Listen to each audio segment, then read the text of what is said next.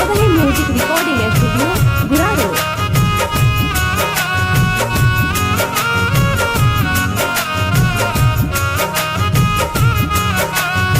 Mix by Ajit Yaduvanshi.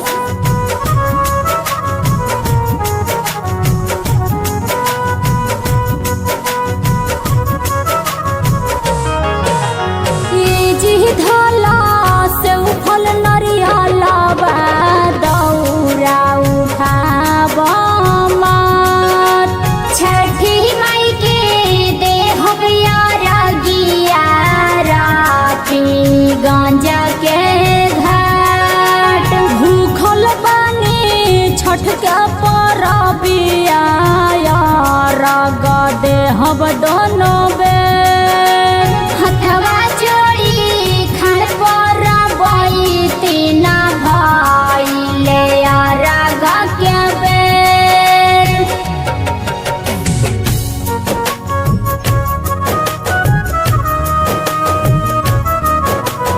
Mix by Ajit Yaduvanshi. प्रेम से बोलू छठी मैया की।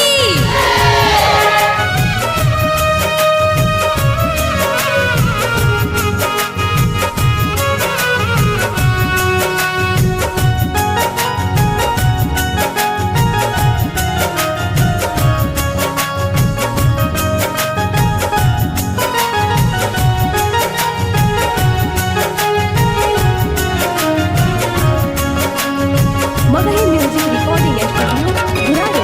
पूरा करा है दीनानाथ मांगिया चारा पसान दोनों हथवा जोड़िया दीता मलकारी ले गोहार पेन्ही ना पियरिया बहारी देहूँ रहिया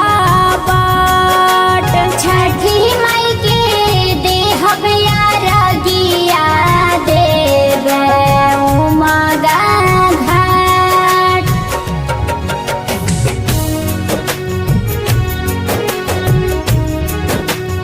मिक्स बाय अजीत यदुवंशी।